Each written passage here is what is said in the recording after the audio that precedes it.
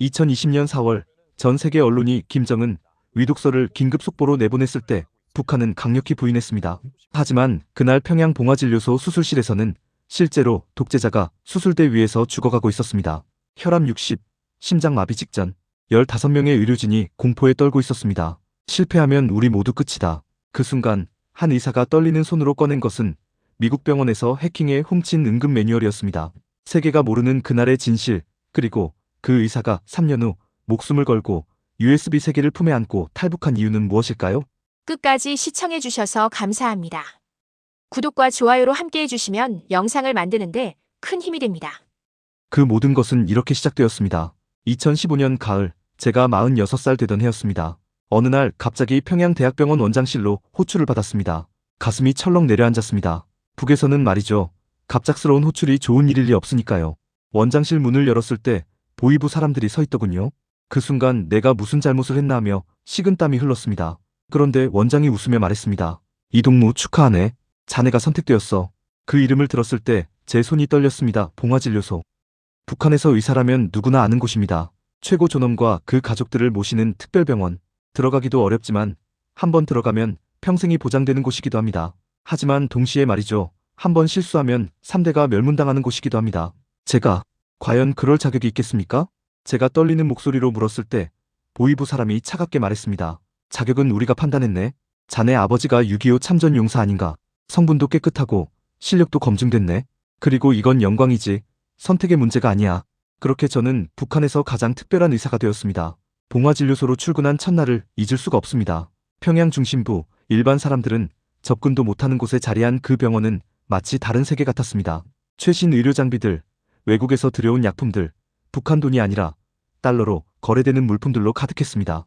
제 역할은 간단했습니다. 김정은 동지와 그 가족들의 건강을 책임지는 것, 매주 정기검진을 하고 필요하면 언제든 달려가 진료하는 것, 그리고 무엇보다 중요한 것은 본 것, 들은 것을 절대 입 밖에 내지 않는 것이었습니다. 그 대가는 컸습니다. 저희 가족은 평양 중심부 고급 아파트로 이사했습니다. 대동강이 보이는 15층짜리 아파트였습니다. 특별 배급이 나왔습니다. 쌀은 기본이고 고기, 기름, 설탕까지. 주민들이 배고파 죽어가던 그 시절에도 저희 집 냉장고는 늘 가득했습니다. 외화 상점 출입증도 받았습니다. 거기서는 남한 과자, 일본 라면, 심지어 미국 초콜릿까지 살 수 있었습니다. 아들이 대학에 들어갈 때도, 딸이 교원 자리를 얻을 때도 제 직함이 큰 도움이 되었습니다. 여러분도 아시다시피 IMF 때 우리나라도 힘들었다고 하지 않습니까? 북한은 그보다 100배는 더 심했습니다. 고난의 행군 시기, 제가 평양대학병원에서 일할 때였습니다. 약도 없이 환자들이 죽어나갔습니다. 굶어서 오는 환자들에게 링거조차 놓을 수 없었습니다. 그때 얼마나 좌절했는지 모릅니다. 그런데 봉화진료소는 달랐습니다. 해외에서 들여온 최신 약들, 독일제 의료장비, 일본산 주사기까지 없는 게 없었습니다. 의사로서 이보다 좋은 환경이 어디 있겠습니까? 당시 제 나이 40대 후반이었습니다. 의사생활 20여 년 그동안 쌓은 실력을 인정받아 최고 권력자를 모시게 된 것입니다. 아내도 자랑스러워했고 어머니도 기뻐하셨습니다. 6.25 참전 용사였던 아버지가 살아계셨다면 얼마나 자랑스러워하셨을까요? 우리 아들이 수령님을 모신다니 이게 무슨 영광인가. 어머니가 눈물을 흘리며 그렇게 말씀하셨습니다. 저는 그때 믿었습니다. 우리 체제가 옳다고. 김정은 동지가 인민을 위하는 지도자라고. 제가 하는 일이 조국을 위하는 일이라고.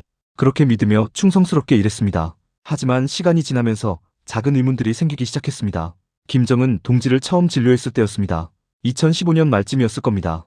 당시 32살이었던 그분은 이미 심각한 과체중이었습니다. 혈압도 높았고 당뇨 수치도 경계선이었습니다. 의사로서 당연히 조언을 해야 합니다. 담배를 줄이셔야 합니다. 술도 절제하셔야 합니다. 체중 관리가 필요합니다. 이렇게 말해야 하는데 그럴 수가 없었습니다. 선배 의사가 귓속말로 경고했습니다. 자네 함부로 말하지 말게. 우리는 치료만 하면 돼. 조언은 그분이 원할 때만 하는 거야. 이상했습니다. 환자에게 솔직해야 하는 게 의사 아닙니까? 그런데 그럴 수 없다니. 이게 무슨 의술입니까? 그리고 또 하나, 당 간부들을 진료하면서 본 것들이 있습니다. 그들은 해외 음식을 먹고 외국 약을 먹고 풍족하게 살았습니다. 반면 일반 병동에서는 환자들이 약 하나 없이 죽어갔습니다. 밤에 집에 돌아오면 가끔 생각했습니다. 이게 과연 옳은 일인가? 나는 지금 무엇을 하고 있는가? 하지만 그런 생각은 금방 떨쳐버렸습니다. 위험한 생각이니까요. 그렇게 2015년이 가고 16년, 17년, 18년, 19년이 흘렀습니다. 저는 봉화진료소에서 인정받는 주치의가 되었습니다. 손자도 태어났습니다. 5살 된 귀여운 손자였습니다. 제 인생은 안정적이고 평온했습니다. 하지만 여러분, 그 평온함 속에서 이미 균열이 생기고 있었습니다. 저는 몰랐습니다. 곧 제 인생이 완전히 뒤바뀔 거라는 것을, 그리고 그 시작이 2020년 그 무서운 수술로부터 시작될 거라는 것을 말입니다. 2020년 초, 제 인생이 완전히 뒤바뀌기 시작했습니다. 1월 어느 날, 긴급 호출을 받았습니다. 봉화진료소 특별회의실로 오라는 지시였습니다. 들어갔을 때 그곳에는 의료진뿐 아니라 보위부, 그리고 처음 보는 사람들이 앉아 있었습니다. 나중에 알았습니다. 정찰총국 사이버 부대 사람들이었습니다. 회의 주제는 충격적이었습니다. 김정은 동지의 무릎이 심각하게 나빠졌다는 것입니다. 과체중과 통풍 때문에 무릎 관절이 손상되어 수술이 불가피하다는 판정이 났습니다. 문제는 북한 의료진에게는 그런 고난도 수술 경험이 부족하다는 것이었습니다. 보위부 책임자가 차갑게 말했습니다. 동무들, 이 수술은 절대 실패할 수 없네. 실패하면 우리 모두 어떻게 되는지 알고 있겠지? 회의실이 얼어붙었습니다. 모두가 그 말의 의미를 알았으니까요. 성공하면 영광, 실패하면 죽음. 그게 북한입니다. 그때 정찰총국 사람이 입을 열었습니다. 해외 전문의를 초청할 수는 없습니다. 보안상. 그렇다면 방법은 하나입니다. 그들의 지식을 가져오는 겁니다. 그게 무슨 말입니까? 제가 물었을 때 그는 서슴없이 대답했습니다. 미국과 남한의 병원 시스템을 해킹하는 겁니다. 그 순간 회의실이 술렁거렸습니다. 하지만 아무도 반대하지 못했습니다. 반대하는 것 자체가 불충이니까요. 여러분, 고백합니다. 저는 그 범죄에 협조했습니다. 2020년 2월부터 3월까지 약 2달간 북한 최정예 해커들이 투입되었습니다. 목표는 명확했습니다. 미국의 존스 홉킨스 병원, 메이오, 클리닉, 그리고 남한의 서울 아산병원, 삼성병원, 세계 최고 수준의 정형외과 자료를 훔치는 것이었습니다. 제 역할은 해커들에게 의학적 조언을 하는 것이었습니다. 무릎 관절경 수술 동영상을 찾으시오. 마취 프로토콜도 필요합니다. 특히 비만 환자의 합병증 대처법을 구해야 합니다. 이렇게 구체적으로 알려줬습니다. 밤낮으로 작업이 진행되었습니다. 해커들은 놀라운 실력을 보여줬습니다. 불과 2주 만에 존스 홉킨스 병원 내부 서버에 침투했습니다. 수술 동영상 100여 개, 최신 의학 논문 500여 편, 마취 매뉴얼까지 모두 다운로드했습니다. 컴퓨터 화면으로 그 자료들을 볼 때 제 심정이 어땠는지 아십니까? 한편으로는 이렇게 하면 되는구나 하는 안도감이 들었습니다. 하지만 동시에 양심이 찔렸습니다. 나는 지금 범죄를 저지르고 있다. 미국과 남한의 의료진이 평생 연구한 지식을 훔치고 있다. 어느 날 밤 혼자 수술 동영상을 보고 있었습니다. 존스 홉킨스의 어느 노교수가 무릎 수술을 집도하는 영상이었습니다. 그분의 능숙한 손놀림, 환자를 대하는 따뜻한 태도를 보면서 생각했습니다. 이분은 환자를 살리려고 평생을 바쳤을 것이다. 그런데 그 지식이 지금 독재자를 살리는 데 쓰이고 있다. 옆에 있던 선배 의사가 제 표정을 보고 말했습니다. 자네, 쓸데없는 생각하지 말게. 우리는 의사야. 환자를 살리는 게 우리 일이지. 그 환자가 누구든. 맞는 말이었습니다. 의사는 환자 앞에서 정치를 생각하면 안 됩니다. 하지만 그게 그렇게 간단한 문제입니까? 3월 말 모든 자료 확보가 완료되었습니다. 우리는 밤낮으로 그 자료들을 공부했습니다. 수술 동영상을 수십 번 돌려보고 매뉴얼을 외우다시피 했습니다. 미국 의사들이 하는 대로 따라하면 된다고 그렇게 믿었습니다. 하지만 여러분, 그건 너무 아니란 생각이었습니다. 동영상 보는 것과 실제 수술은 전혀 다른 겁니다. 그걸 저희는 곧 뼈저리게 깨닫게 됩니다. 4월 초 수술 날짜가 잡혔습니다. 그날이 다가올수록 저는 잠을 잘 수가 없었습니다. 꿈속에서도 수술실이 나타났습니다. 실패하는 꿈, 환자가 죽는 꿈, 우리가 총살당하는 꿈. 매일 밤 악몽에 시달렸습니다. 48살 의사생활 28년 만에 가장 두려운 순간이 다가오고 있었습니다. 2020년 4월, 그날이 왔습니다. 제 인생에서 가장 긴 하루였습니다. 수술 전날 밤, 저는 한숨도 자지 못했습니다. 훔친 미국 병원 자료를 다시 한번 정독했습니다. 이렇게 하면 된다. 동영상대로만 하면 된다. 스스로를 다독였지만 손은 계속 떨렸습니다. 새벽에 집을 나설 때 아내가 물었습니다. 여보, 오늘 무슨 큰일 있어? 아니요. 그냥 중요한 수술이요. 거짓말이었습니다. 중요한 수술이 아니라 생사가 걸린 수술이었습니다. 하지만 아내에게도 말할 수 없었습니다. 비밀은 비밀이니까요. 아침 8시 봉화진료소 특별수술실에 의료진이 모였습니다. 정형외과 최고 전문의가 주도하고 저는 내과 협진 의사로 참여했습니다. 마취과, 간호사까지 총 15명. 모두 북한 최고의 의료진이었습니다. 하지만 모두의 얼굴에는 긴장이 가득했습니다. 수술실 밖에는 보위부 요원들이 대기하고 있었습니다. 그들의 눈빛이 말하고 있었습니다. 실패하면 너희 모두 끝이다. 9시 환자가 들어왔습니다. 전신 마취가 시작되었습니다. 우리는 훔친 미국 병원의 마취 프로토콜을 그대로 따랐습니다. 마취가 잘 들었습니다. 수술이 시작되었습니다. 처음 15분은 순조로웠습니다. 존스 홉킨스 병원 동영상에서 본 그대로 진행되었습니다. 이대로만 가면 된다. 모두가 조금씩 안도하기 시작했습니다. 그런데 수술 시작 20분쯤 지났을 때였습니다. 혈압이 떨어지고 있습니다. 마취과 의사가 다급하게 소리쳤습니다. 얼마나? 수축기 90, 80, 70, 순식간이었습니다.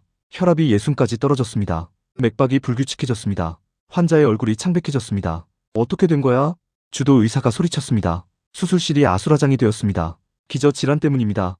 당뇨, 고혈압이 있어서 마취의 이상 반응을 제가 급히 설명했습니다. 하지만 설명이 중요한 게 아니었습니다. 지금 당장 살려야 했습니다. 응급 약물, 승합제, 간호사들이 뛰어다녔습니다. 약물을 투여했습니다. 하지만 혈압은 계속 떨어졌습니다. 60, 55, 더 떨어지면 심장이 멈춥니다. 심폐소생술 준비. 그 순간 제 머리가 새하얘졌습니다. 이러다 죽는다. 환자가 수술대에서 죽는다. 그럼 우리 가족은? 그때 갑자기 생각났습니다. 해킹해서 가져온 미국 병원 응급 매뉴얼. 거기에 비만 환자 마취 합병증 대처법이 있었습니다. 잠깐만. 매뉴얼. 저는 빛이 된 서류를 뒤졌습니다. 손이 떨려서 종이가 찢어질 뻔했습니다. 찾았습니다. 존스 홉킨스 병원 응급 프로토콜. 여기요. 이 약물 조합으로 우리는 미국 병원 매뉴얼을 그대로 따랐습니다. 승합제 용량을 높이고 심장 약물을 추가했습니다. 1분, 2분, 3분, 10분이 지났습니다. 수술실에 15분이 마치 15시간 같았습니다. 제 등에서 식은땀이 흘러내렸습니다. 그리고 기적이 일어났습니다. 혈압이 오르고 있습니다. 70, 80, 90, 맥박도 안정됩니다.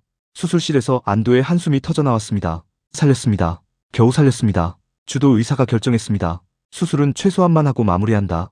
더 이상은 위험하다. 무릎 수술은 절반도 제대로 못했습니다. 그냥 최소한만 처치하고 봉합했습니다. 중요한 건 환자가 살아서 나가는 것이었습니다. 수술이 끝나고 중환자실로 이송했습니다. 저는 수술실 구석에 주저앉았습니다. 다리에 힘이 없었습니다. 옆에 있던 선배 의사가 떨리는 목소리로 말했습니다. 우리 살았네. 네, 살았습니다. 그리고 우리는 동시에 같은 생각을 했습니다. 해킹한 미국 자료가 아니었으면 오늘 환자는 죽었다. 그리고 우리도 죽었을 것이다. 미국 존스 홉킨스 병원 의사들, 그들이 평생 연구한 그 의학 지식이 오늘 김정은을 살렸습니다. 그들은 모를 겁니다. 자기들의 지식이 지구 반대편에서 독재자를 살렸다는 것을. 저는 그날 밤 집에 돌아와서 혼자 울었습니다. 안도의 눈물이었습니다. 하지만 동시에 자괴감도 들었습니다. 나는 의사다. 환자를 살렸다. 그게 내 직업이다. 하지만 이 환자 때문에 얼마나 많은 사람이 고통받고 있는가. 그날 밤 처음으로 확실하게 생각했습니다. 언젠가는 이곳을 떠나야 한다. 이대로는 살 수 없다. 수술 후 김정은 동지는 약 3주간 중환자실에 있었습니다. 외부에는 현지 지도 중이라고 발표했습니다. 그 시기에 국제 언론에서 김정은 중태설이 나돌았는데 그게 거짓이 아니었습니다. 정말로 위험했습니다. 다행히 회복했습니다. 하지만 무릎은 제대로 치료되지 못했습니다. 그 후로도 지팡이에 의지해 걷는 모습을 자주 봤습니다. 재활 치료를 권했지만 거부했습니다. 내가 왜 재활을 해야 하나라는 반응이었습니다. 그 사건 이후 봉화진료소의 보안은 더욱 강화되었습니다. 그리고 김정은 일가 전체에 대한 건강관리가 더 철저해졌습니다. 그 과정에서 저는 자녀들의 주치의도 맡게 되었습니다. 2020년 여름 처음으로 김주혜 양을 진료했습니다. 당시 7살에서 8살쯤 되었을 겁니다. 수술 사건 이후 가족 전체 정밀 검진을 하게 되었는데 그때 처음 만났습니다. 진료실에 들어온 그 아이를 보고 깜짝 놀랐습니다. 너무 말랐습니다. 키는 또래 평균이었는데 체중이 심각하게 부족했습니다. 또래 아이들보다 15kg은 적었습니다. 주혜 양, 밥은 잘 먹나요? 잘 안 먹어요. 아이의 목소리가 힘이 없었습니다. 검진 결과는 충격적이었습니다. 만성 소화기 장애, 식욕부진, 성장지연, 그리고 심리검사를 해보니 스트레스 수치가 심각했습니다. 여러분, 제가 소아과 의사로서 말씀드립니다. 7살 아이가 이렇게 스트레스를 받으면 안 됩니다. 아이들은 뛰어놀아야 합니다. 친구들과 웃으며 놀아야 합니다. 그런데 이 아이는 하루 10시간 넘게 교육을 받고 있었습니다.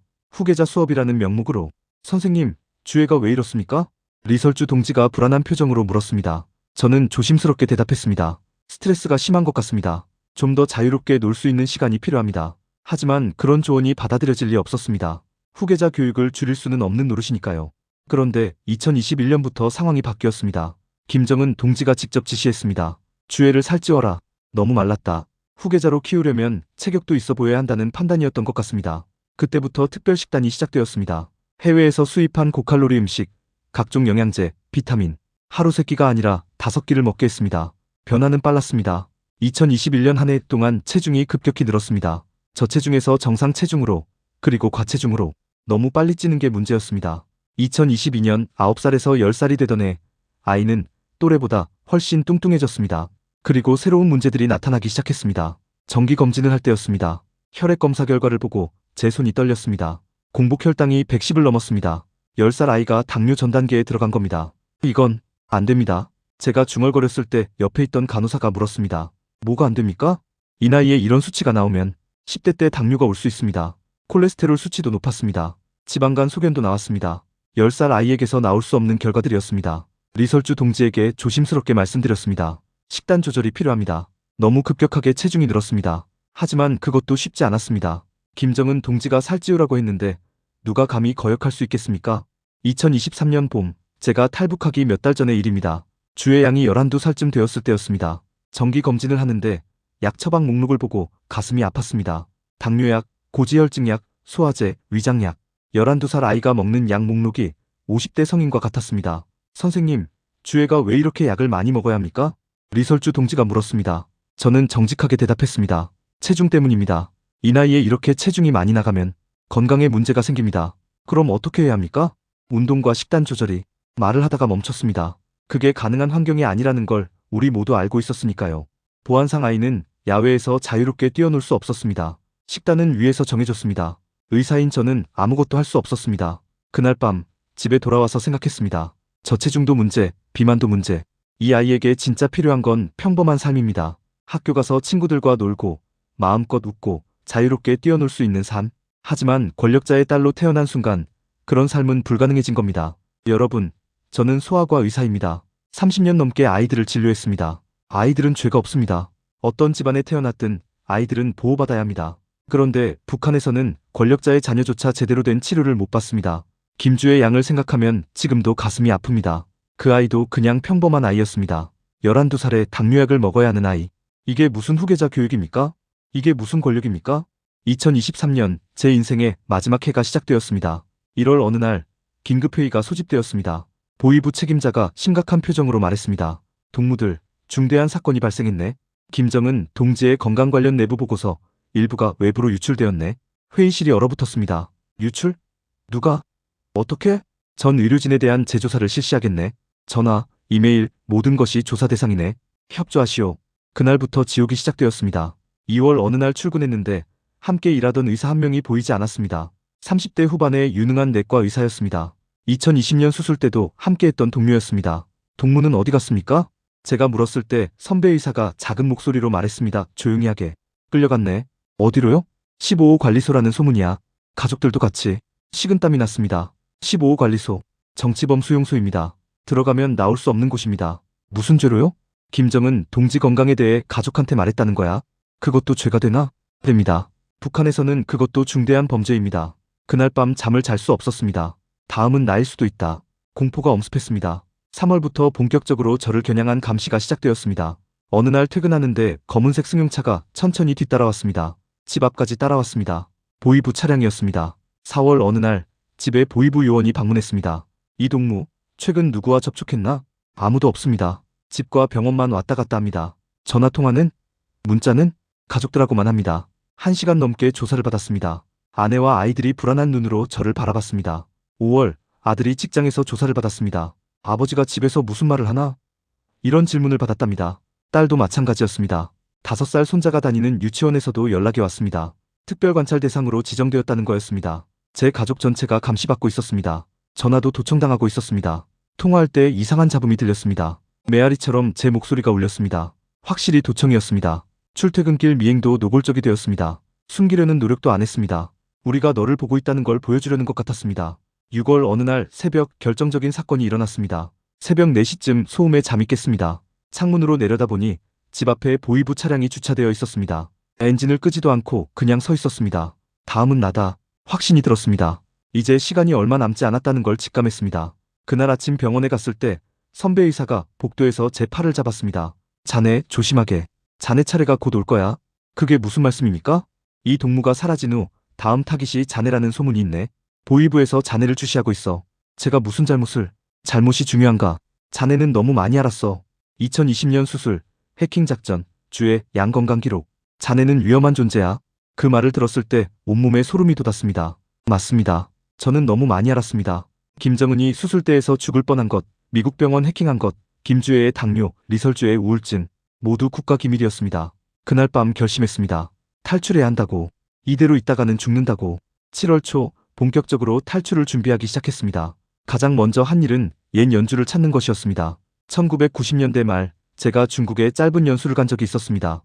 그때 알게 된 조선족 동창이 있었습니다. 25년 만에 그에게 연락을 시도했습니다. 병원 공중전화를 이용했습니다. 집 전화는 도청당하고 있었으니까요. 손이 떨려서 번호를 누르기도 힘들었습니다. 여보세요? 25년 만에 듣는 목소리였습니다. 나야, 이야. 기억하나? 이 형? 정말 형이야? 어떻게? 자세한 얘기는 못해. 나 좀 도와줄 수 있나? 목숨이 걸린 일이야. 전화기 너머로 긴 침묵이 흘렀습니다. 그리고 그가 말했습니다. 형, 나한테 연락했다는 건 그거 맞지?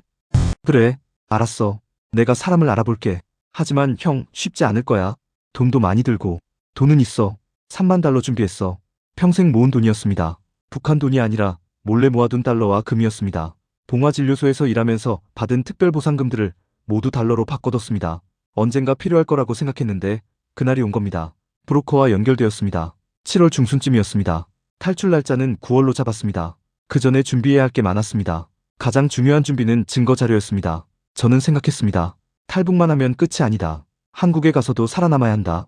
그러려면 보험이 필요하다. 그 보험이 바로 비밀문서였습니다. 7월 말부터 8월 초까지 저는 위험을 무릅쓰고 병원 컴퓨터에서 자료를 복사하기 시작했습니다. 한밤중에 혼자 병원에 남았습니다. 보안 카메라 사각지대를 이용했습니다. USB 3개를 준비했습니다. 혹시 모를 상황을 대비한 백업이었습니다. 복사한 내용은 다음과 같았습니다. 첫째, 김정은 의료기록. 2015년부터 2023년까지 모든 진료기록, 당뇨, 고혈압, 통풍 기록, 그리고 가장 중요한 2020년 무릎 수술 기록, 수술 중 혈압이 60까지 떨어져 생사를 오갔다는 상세 기록. 둘째, 2020년 해킹 작전 관련 문서, 정찰총국 사이버 부대의 작전 지시서, 해킹 목표 병원 리스트, 훔친 자료 목록, 의료진과 해커 부대 회의록, 존스 홉킨스 병원을 해킹했다는 명백한 증거. 셋째, 김주의 성장 기록. 2020년부터 2023년까지 정기 검진 기록, 저체중에서 비만까지 변화 과정, 12살에 당뇨약을 복용하기 시작했다는 처방 기록. 넷째, 리설주 의료 기록, 우울증 진단 및 치료 기록, 항우울제와 수면제 처방 내역. 다섯째, 봉화진료소 내부 구조, 병원 평면도, 보안 시스템, 의료진 명단.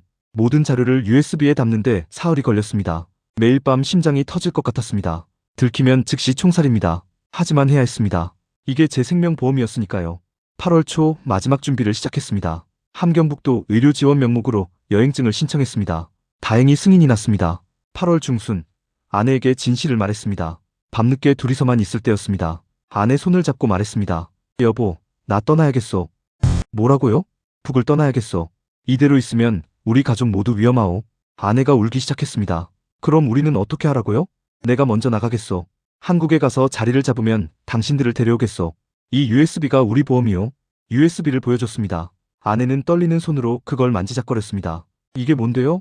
김정은 건강기록, 해킹작전 증거, 모든 비밀이 담겨 있어. 이걸 한국정보당국에 넘기면 우리 가족을 보호받을 수 있어. 당신, 들키면 알고 있어. 하지만 이것만이 살 길이요. 아내가 제 품에 안겨 한참을 울었습니다. 8월 말 어머니께 인사를 드리러 갔습니다. 진실을 말씀드릴 수 없었습니다. 어머니, 함경도에 의료지원 다녀오겠습니다. 그래, 조심해서 다녀오너라. 돌아오면 네가 좋아하는 평양 어죽 끓여줄게. 79세 어머니의 주름진 손을 잡았습니다. 마지막이 될 수도 있는 손길이었습니다. 어머니, 저 효도 못해서 죄송합니다. 무슨 소리야? 네가 얼마나 효자인데? 아닙니다, 어머니. 저는 불효자입니다. 어머니를 두고 도망가는 나쁜 자식입니다. 손자도 마지막으로 안아줬습니다. 5살 손자가 해맑게 웃었습니다. 할아버지, 빨리 돌아와요.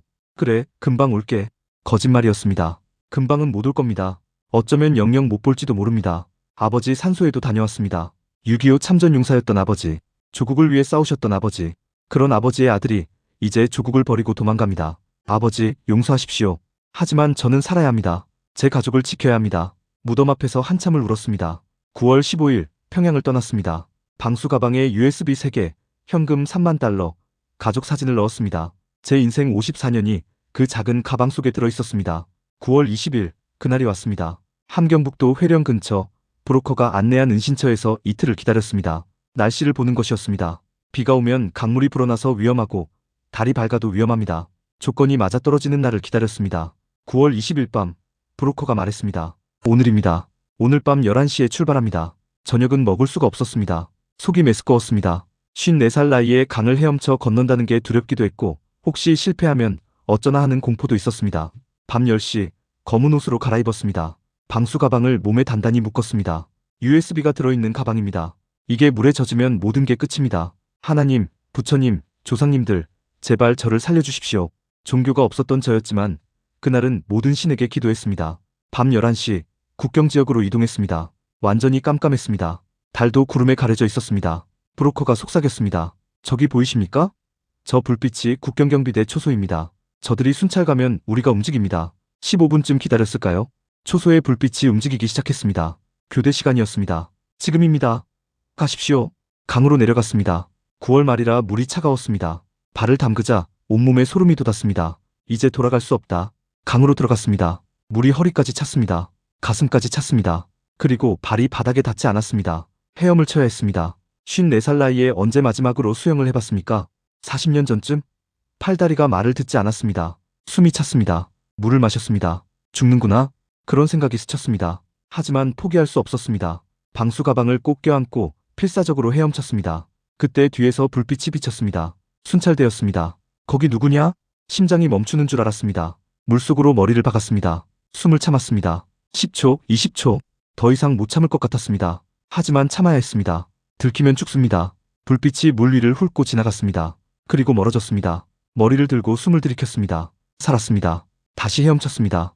팔이 떨어져 나갈 것 같았습니다. 다리에 쥐가 났습니다. 하지만 멈출 수 없었습니다. 가족들아 미안하다. 어머니, 손자야 미안하다. 하지만 나는 살아야 한다. 살아서 너희를 데려와야 한다. 마음속으로 계속 중얼거리며 헤엄쳤습니다. 얼마나 지났을까요? 10분? 20분? 시간 감각이 없었습니다. 그런데 갑자기 누군가 제 팔을 잡았습니다. 다 왔습니다. 이제 중국입니다. 조선족 브로커였습니다. 그가 저를 끌어올렸습니다. 땅을 밟았습니다. 중국 땅이었습니다. 그 자리에 쓰러졌습니다. 숨이 넘어갈 것 같았습니다. 온몸이 떨렸습니다. 추워서도 떨렸고 공포 때문에도 떨렸습니다. USB는 떨리는 손으로 방수 가방을 확인했습니다. 다행히 물이 새지 않았습니다. USB가 무사했습니다. 살았다. 살았어. 중국 땅에 엎드려 울었습니다. 54년 인생 중 가장 긴 30분이었습니다. 중국에서 2달을 숨어 지냈습니다. 조선족 집 지하 창고였습니다. 창문도 없는 어두운 방에서 매일 밤 가족 생각에 울었습니다. 북한에서 필사적으로 저를 찾고 있다는 소문을 들었습니다. 김정은 주치의 탈북이라는 사실이 알려지면서 보위부가 중국 공안에 협조를 요청했답니다. 현상금도 걸렸다는 이야기도 들었습니다. 11월 한국 선교단체의 도움으로 탈출 루트가 마련되었습니다. 중국 남부를 거쳐 라오스로 그리고 태국으로. 험난한 여정이었습니다. 태국에서 가장 위험한 순간이 있었습니다. 이민국에 붙잡혀 유치장에 닷새나 갇혔습니다.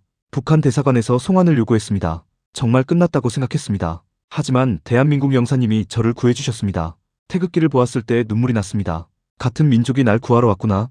12월 초 방콕 한국대사관에 도착했습니다. 그리고 며칠 후 비행기를 탔습니다. 12월 10일 인천공항에 도착했습니다. 54년 인생에서 가장 감격스러운 순간이었습니다. 대한민국에 오신 것을 환영합니다. 공항 직원의 그 말을 들었을 때 그 자리에서 주저앉아 울었습니다. 자유대한민국. 제가 꿈에도 그리던 곳에 드디어 왔습니다. 하나원에 입소했습니다. 그리고 국정원 면담이 시작되었습니다. 선생님, 탈북 경위를 말씀해 주십시오. 저는 봉화진료소에서 일했습니다. 김정은 동지의 주치의였습니다. 그 말을 하자 담당관의 표정이 변했습니다. 잠깐만요. 김정은의 주치의라고요? 네. 증명할 수 있습니까? 저는 가방에서 USB를 꺼냈습니다. 이 안에 모든 증거가 있습니다. USB 3개를 테이블 위에 놓았습니다. 담당관이 조심스럽게 그것들을 집어들었습니다. 이게 뭡니까? 김정은 의료 기록입니다. 2020년 수술 기록도 있습니다. 그리고 미국 병원 해킹 증거도 있습니다. 담당관의 눈이 커졌습니다. 해킹이요? 네. 2020년 김정은 무릎 수술 전에 북한이 미국 존스 홉킨스 병원과 메이오 클리닉을 해킹했습니다. 저도 그 작전에 가담했습니다. 모든 기록이 이 안에 있습니다. 그날부터 본격적인 조사가 시작되었습니다. USB 내용을 분석하는데 일주일이 걸렸습니다. 그리고 고위급 회의가 열렸습니다.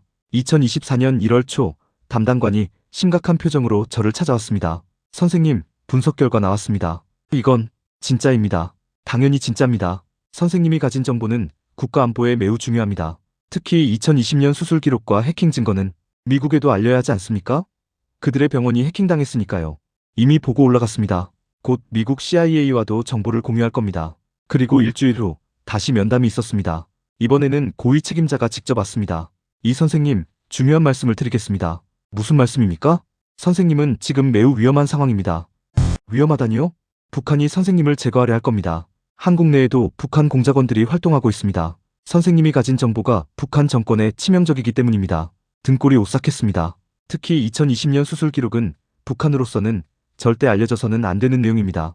김정은이 수술대에서 죽을 뻔했다는 사실, 미국 병원을 해킹해서 수술했다는 사실, 이게 알려지면 북한 체제에 큰 타격입니다. 그럼 저는 어떻게 해야 합니까?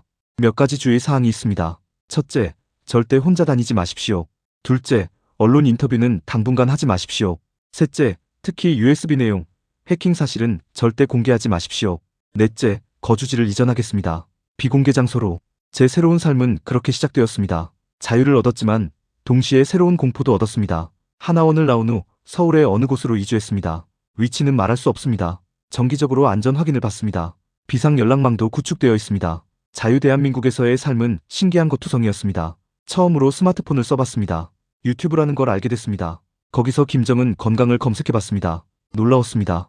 제가 알던 사실들이 일부 보도되고 있었습니다. 하지만 제가 가진 정보에 비하면 빙산의 일각이었습니다. 밤 12시에 편의점에 갔습니다. 24시간 열려있다는 게 신기했습니다. 라면을 사서 먹었습니다. 북한에서는 꿈도 못 꿀 일이었습니다. 전기가 24시간 들어옵니다. 난방이 따뜻합니다. 수도에서 깨끗한 물이 나옵니다. 이게 자유구나 실감했습니다. 하지만 밤마다 가족 생각에 잠을 못 잡니다. 어머니는 무사하실까? 아내와 아이들은 괜찮을까? 5살 손자는 잘 크고 있을까? 제 탈북 후 가족들이 어떤 처벌을 받았을까? 브로커를 통해 가족 탈북을 시도하고 있습니다. 하지만 매우 위험합니다. 김정은 주치의의 가족이라는 게 알려지면서 감시가 극심하답니다. 돈도 어마어마하게 듭니다. 하지만 포기할 수 없습니다. 2024년 봄부터 조심스럽게 증언을 시작했습니다. 탈북민 집회에서 제 이야기를 했습니다. 저는 북한에서 김정은을 진료했던 의사입니다. 그 말만 해도 사람들이 술렁였습니다. 2020년 김정은은 수술대에서 거의 죽었습니다. 혈압이 60까지 떨어졌습니다. 우리가 해킹해서 훔친 미국 의료기술이 그를 살렸습니다. 사람들이 놀랐습니다. 하지만 구체적인 내용은 아직 말할 수 없습니다. 국정원의 조언도 있고 가족 안전도 생각해야 하니까요. 한국 의사면허를 준비하고 있습니다. 탈북민 의료 상담도 하고 있습니다. 제가 겪은 일들이 다른 탈북민들에게 도움이 되길 바랍니다.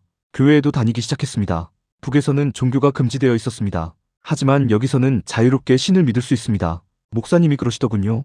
하나님이 선생님을 살리셨습니다. 맞는 말씀인 것 같습니다. 두만강에서 태국 유치장에서 수없이 죽을 뻔했지만 살았습니다. 이유가 있어서 살린 것 같습니다. 증언하라고. 여러분, 제가 여기 이렇게 서 있는 이유는 진실을 말하기 위해서입니다. 김정은은 건강이 엉망입니다. 당뇨, 고혈압, 심장병. 의학적으로 보면 50세를 넘기기 어렵습니다. 2020년 수술대에서 15분간 생사를 오갔습니다. 그때 미국 의사들의 지식이 그를 살렸습니다. 김주혜는 12살에 당뇨약을 먹습니다. 저체중에서 비만이 되기까지 불과 3년. 비정상적인 성장입니다. 이런 아이가 어떻게 후계자가 될 수 있겠습니까? 북한 체제는 오래 못 갑니다. 독재자 본인부터 건강이 무너지고 있습니다. 후계자는 12살 아이입니다. 이런 체제가 버틸 수 있겠습니까? 하지만 저는 걱정됩니다. 김정은이 무너지기 전에 얼마나 많은 사람들이 희생될까요? 2,500만 북한 주민들은 언제 자유를 누릴까요? 우리 부모님 세대가 6.25 전쟁에서 목숨 걸고 지켜낸 이 자유. 이게 얼마나 소중한지 여러분도 아실 겁니다. 북한 동포들도 이 자유를 누려야 합니다. 통일이 되어야 합니다. 전쟁 없이 평화롭게. 제가 가진 정보가 그 통일의 밑거름이 되길 바랍니다. 제 USB에 담긴 진실이 북한 체제를 무너뜨리는데 도움이 되길 바랍니다. 그리고 언젠가 어머니를 다시 만날 수 있기를, 아내와 아이들을 다시 안을 수 있기를, 5살 손자가 8살쯤 됐을 텐데 그 아이를 다시 안아볼 수 있기를. 그날까지 저는 증언하겠습니다. 진실을 말하겠습니다. 북한의 민낯을 드러내겠습니다. 제가 범죄자입니다. 해킹에 협조했고 국가 기밀을 훔쳤습니다. 북한 법으로는 3대가 멸문당할 죄입니다. 하지만 저는 후회하지 않습니다. 이 진실을 세상에 알려야 했습니다. 독재자가 수술대에서 죽다 살아난 것, 미국 병원을 해킹해서 독재자를 살린 것, 12살 아이가 당뇨약을 먹는 것, 이 모든 진실을 세상이 알아야 합니다. 미국 존스 홉킨스 병원 선생님들, 죄송합니다. 당신들의 평생 연구가 독재자를 살렸습니다. 하지만 이제 그 진실을 세상이 압니다. 당신들의 지식이 어떻게 악용되었는지 세상이 압니다. 북한 동포 여러분, 조금만 더 버티십시오. 자유가 곧 올 것입니다. 이 체제는 오래 못 갑니다. 김정은은 건강이 무너지고 있습니다. 곧 변화가 올 것입니다. 남한 동포 여러분, 자유를 당연하게 여기지 마십시오. 이 자유가 얼마나 소중한지 북에서 와본 사람이 제일 잘 압니다. 이 자유를 지켜주십시오. 그리고 북한 동포들에게도 이 자유를 나눠주십시오. 통일이 되는 그날, 저는 어머니 손을 잡고 대동강변을 걸을 것입니다. 손자를 안고 모란봉을 오를 것입니다. 그리고 아버지 산소 앞에서 말씀드릴 것입니다. 아버지, 통일이 됐습니다. 아버지가 6.25에서 지키려 했던 자유가 이제 북한에도 왔습니다. 그날까지 저는 증언하겠습니다. 살아있는 한 진실을 말하겠습니다. 감사합니다.